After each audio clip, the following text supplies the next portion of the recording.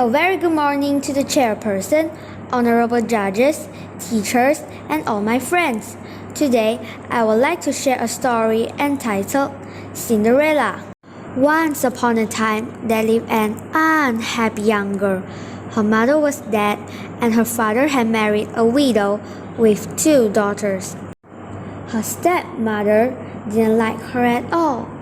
All her kind thoughts and loving touches were for her own daughters. All the good things were reserved for them: dresses, shoes, delicious food, soft beds, and every home comfort. But for the poor unhappy girl, there was nothing at all. No dresses, no shoes, no lovely dishes, no rest, no comfort, nothing but scraps. Instead, she had to work hard all day.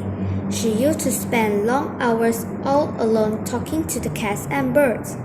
Only when evening came was she allowed to sit for a while by the fire near the cinders. That's why everybody called her Cinderella.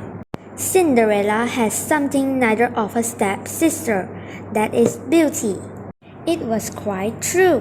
Cinderella, even dressed in old rags, was a lovely girl, while her stepsisters, no matter how splendid and elegant their clothes, were still clumsy, lumpy, and ugly, and always will be.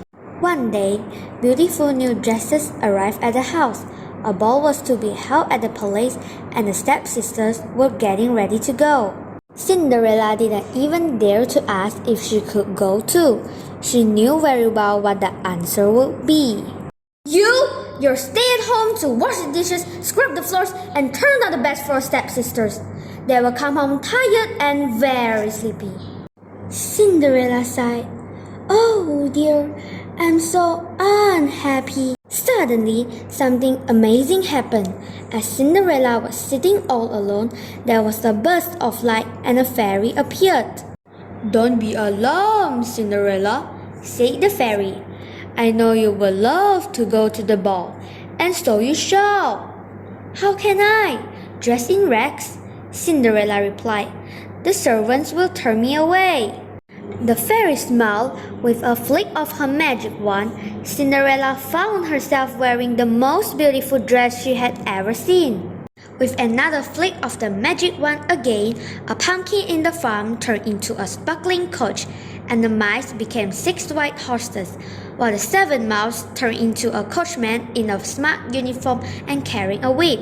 Cinderella could hardly believe her eyes. You shall go to the ball, Cinderella, but remember, you must leave at midnight. That is when my spell ends. Your coach will turn back into a pumpkin, and the horses will become mice again. You will be dressed in rags and wearing clogs instead of these glass slippers. Do you understand? Cinderella smiled and said, Yes, I understand. Cinderella had a wonderful time at the ball until she heard the first stroke of midnight. She remembered what the fairy had said, and without a word of goodbye, she slipped from the prince's arm and ran down the steps. As she ran, she lost one of her slippers, but not for a moment did she dream of stopping to pick it up. Soon, just a moment, she fled and vanished into the night. The prince, who was now madly in love with her, picked up the slipper and said to his ministers, Go and search everywhere for the girl who foot this slipper fits. I will never be content until I find her. So, the ministers tried the slipper on the foot of every girl in the land, until only Cinderella was left. That awful untidy girl simply cannot have been at the ball, snapped the stepmother. Tell the prince he ought to marry one of my 2 daughters. But to everyone's amazement, the shoe fitted perfectly. Suddenly, the fairy appeared and waved her magic wand.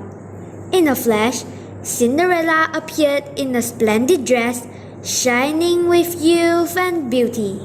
Her stepmother and stepsisters gazed at her in amazement, and the minister said, Come with us, Cinderella.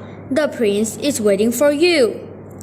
At the end, Cinderella married the prince and lived happily ever.